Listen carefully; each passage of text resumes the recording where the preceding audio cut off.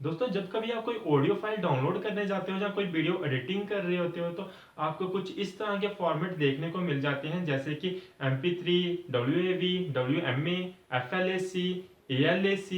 तो कुछ इस तरह के फॉर्मेट आपको देखने को मिल जाते हैं। तो आप उस कंडीशन में डिसाइड नहीं कर पाते कि आप कौन सा फॉर्मेट चूज करें या कौन सा फॉर्मेट आप डाउनलोड करें, कौन सा आपके लिए बेटर है और कौन सा नहीं। आप इसलिए डिसाइड नहीं कर पाते क्योंकि आप इन सभी के बारे में अच्छे से नहीं जानते। तो अगर आप सब इनके बारे में जानना चाहते हैं तो आप ये वीडियो देखते रहिए, मेरे साथ सीखते रहिए। नमस्कार दोस्तों, मेरा नाम है संजय, आप देख रहे हैं टेक्निकल मंडोत्रा जी। तो चलिए सीखते हैं।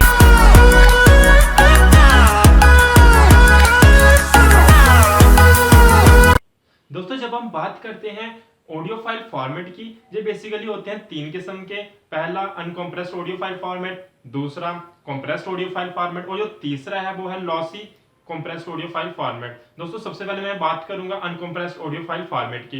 इसमें क्या होता है कि जो साउंड वेव्स होती हैं वो कैप्चर की जाती हैं, फिर उसके बाद उनको कन्वर्ट कर दिया जाता है डिजिटल फॉर्मेट में बिना उनमें कोई प्रोसेसिंग की है। दोस्तों इसका जो पॉजिटिव पॉइंट निकल के आता है वो ये है कि इनका जो एक्यूरेसी होती है काफी ज्यादा होती है, और जो नेगेटिव पॉइंट निकल के आता है वो ये है कि जो इनका फाइल साइज होता है वो काफी ज्यादा बढ़ जाता है, इसलिए इनको स्टोर करने में हमें काफी ज्यादा दिक्कत आती है, हमें काफी ज्यादा स्टोरेज की जरूरत पड़ती है। दोस्तों जो अनकम्प्रेस्ड ऑडियो फाइल फॉर्मेट है इसके अंदर तीन सब टाइप्स आती हैं। बेसिक जो तीन सब टाइप्स हैं वो आती है, वो मैं इनको डिस्कस करूंगा।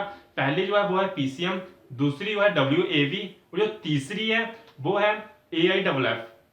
दोस्तों अनकम्प्रेस्ड के अंडर में सबसे पहले जो डिस्कस करूंगा वो है पीसीएम। पीसीएम की फुल फॉर्म निकल के आती है पल्स कोड मॉड्यूलेशन। दोस्तों pulse code modulation basically represent करती है एनालॉग साउंड्स जो होती हैं उनको डिजिटल फॉर्म में। दोस्तों जो डिजिटल फॉर्म में कैसे कन्वर्जन होती है मैं आपको वो समझा देता हूँ। हमारे पास जो एनालॉग साउंड्स होती हैं वो बेसिकली होती हैं वेव फॉर्म की तरह। उन वेव फॉर्म्स को हम क्या करते हैं, सैम्पलिंग करते हैं। उनकी सैम्पलिंग से मतलब ये हो जाता है कि हम उनको छोटे छोटे टुकड़ों में तोड़ देते हैं, फिर उनको उन सैंपल को हम रिकॉर्ड करते हैं एक पर्टिकुलर टाइम इंटरवल के बाद। कुछ इस तरह से डिजिटल फॉर्म में कन्वर्जन की जाती है एनालॉग की फॉर्म की।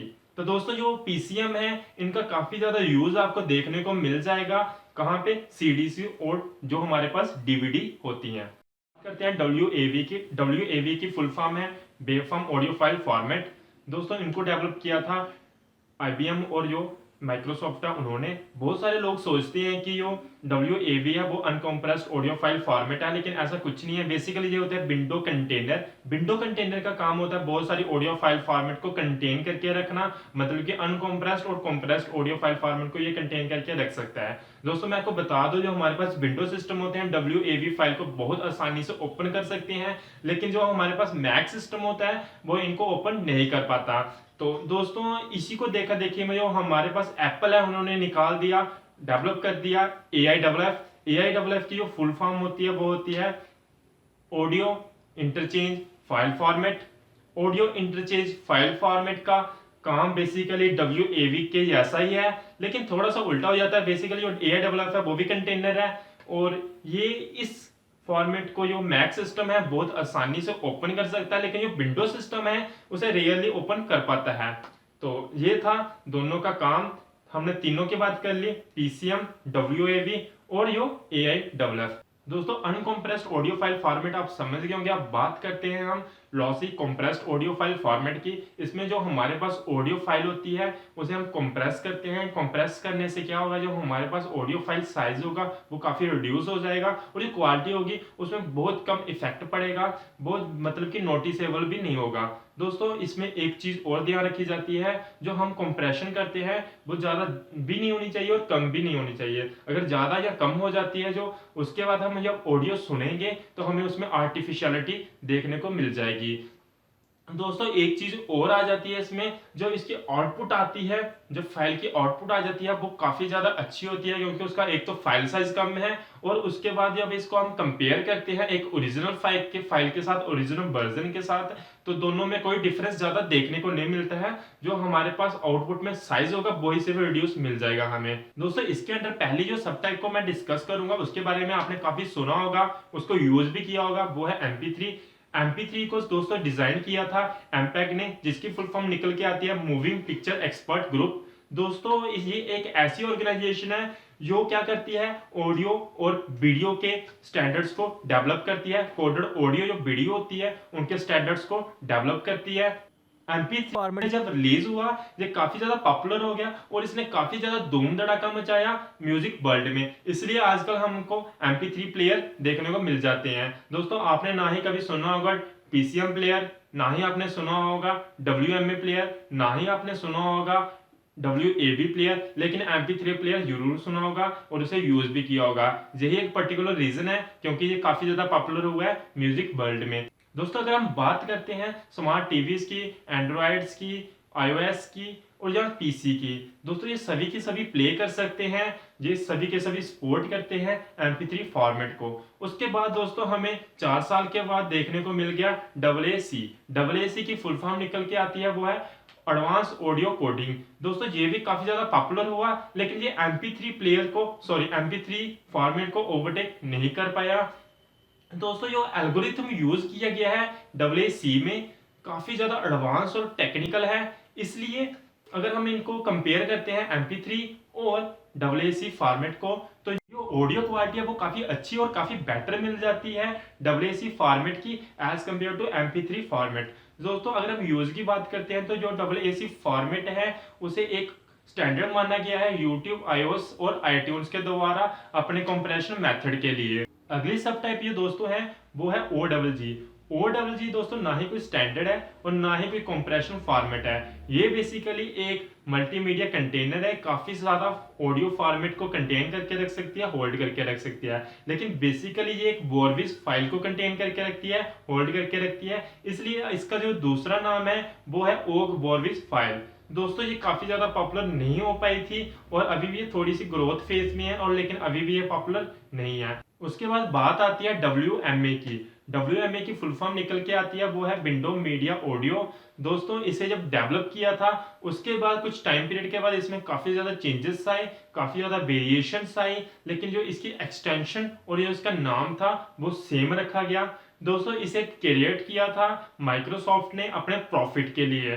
दोस्तों साथ में इसे क्रिएट इसलिए किया गया था जो MP3 के एल्गोरिथम है उसमें से कुछ फ्लॉज को निकालने के लिए, उसे एड्रेस करने के लिए। लेकिन दोस्तों जो इसके एल्गोरिथम है, कंप्रेशन एल्गोरिथम है, काफी ज्यादा मैच करते हैं AAC फॉर्मेट के एल्गोरिथम के साथ। लेकिन दोस्तों अगर हम MP3 और WMA फॉर्मेट को कंपेयर करें, जो क्वालिटी है, साउंड क्वालिटी है, वो काफी अच्छी मिल जाएगी WMA की as compared to MP3 format से। दोस्तों अगर बात करते हैं हम पॉपुलैरिटी की, दोस्तों WMA फॉर्मेट है ये इतना पॉपुलर नहीं हो पाया था क्योंकि मैंने बताया ही है माइक्रोसॉफ्ट ने इसे क्रिएट किया था अपने प्रॉफिट के लिए, इसलिए ये इतना पॉपुलर नहीं हो पाया। दोस्तों लॉसी कंप्रेशन के अंदर मैं इतने ही सब टाइप्स को डिस्कस करूंगा। मुझे उम्मीद है कि आपको लॉसी कंप्रेशन अच्छे से समझ आ गई होगी। अब हम शिफ्ट करते हैं लॉसलेस कंप्रेशन ऑडियो फॉर्मेट के ऊपर। दोस्तों अगर हम बात करते हैं लॉसलेस कंप्रेशन की, ये एक ऐसा मेथड है जिसकी मदद से हम फाइल साइज को रिड्यूस कर सकते हैं। जो ऑडियो फाइल होती है उसकी फाइल साइज को हम रिड्यूस कर सकते हैं बिना क्वालिटी को चेंज किए, बिना क्वालिटी को रिड्यूस किए। दोस्तों इसमें कहा तो जाता है कि हम ऑडियो क्वालिटी को रिड्यूस नहीं करेंगे, लेकिन मैं आपको बता देता हूं जो रेजोल्यूशन होता है, ऑडियो रेजोल्यूशन होता है, इसमें रिड्यूस हो जाता है। इसमें हमें हाई रेजोल्यूशन ऑडियो नहीं मिलती है। दोस्तों इसके अंदर मैं दो सब टाइप्स को डिस्कस करूंगा। वो पहली जो है वो है FLAC और जो दूसरी है वो है ALAC। अगर हम बात करते हैं FLAC की, तो FLAC काफी ज्यादा पॉपुलर है लॉसलेस फॉर्मेट के अंडर। दोस्तों इसकी जो फुल फॉर्म निकल के आती है वो है फ्री लॉसलेस ऑडियो कोडेक। दोस्तों जो FLAC है ये कंप्रेस कर सकता है सोर्स फाइल को 60% तक बिना कोई डाटा को लॉस किए। और सबसे अच्छा जो पॉइंट है वो ये है कि दोस्तों ये जो FLAC है ये ओपन सोर्स है, साथ में रॉयल्टी फ्री है। दोस्तों FLAC बहुत सारे डिवाइसेस को सपोर्ट करता है और ये बहुत अच्छा अल्टरनेटिव है MP3 के लिए, क्योंकि दोस्तों इसकी जो फाइल साइज है रिड्यूस हो जाता है 50% तक बिना कोई डाटा लॉस किए। उसके बाद दोस्तों नई जो फॉर्मेट है इसके अंडर ही दोस्तों वो है ALAC। ALAC की जो फुल फॉर्म निकल के आती है वो है एप्पल लॉसलेस ऑडियो कोडेक। दोस्तों जब ALAC को डेवलप किया था, लॉन्च किया था, एक प्रॉफिट के लिए लॉन्च किया था, डेवलप किया था, लेकिन नियर अबाउट 2011 में इसे ओपन सोर्स कर दिया गया और रॉयल्टी फ्री कर दिया गया। दोस्तों अगर हम कंपेयर करते हैं FLAC और ALAC को, जो FLAC है ये काफी ज्यादा एफिशिएंट है और दोस्तों मैं उन सभी यूजर्स को बता दूं, एप्पल यूजर को बता दूं कि उनके पास कुछ ज्यादा ऑप्शन नहीं होते हैं, क्योंकि जो iTunes है और iOS है वो सिर्फ सपोर्ट करते हैं ALEC को, ना कि FLAC को। दोस्तों मुझे पूरी उम्मीद है कि आपको ऑडियो फॉर्मेट के बारे में पूरी समझ आ गई होगी। अगर अभी भी आपका कोई सवाल या जवाब है तो आप नीचे कमेंट कर सकते हो। दोस्तों अगर आपको वीडियो अच्छी लगी है तो इसे लाइक कीजिए, और हाँ, अगर अभी तक आपने मेरे चैनल को सब्सक्राइब नहीं किया है तो सब्सक्राइब कर दीजिए, क्योंकि आपके लिए मैं ऐसी वीडियो लेकर आता रहता हूँ। तब तक के लिए इतना ही। जय हिंद, जय भारत।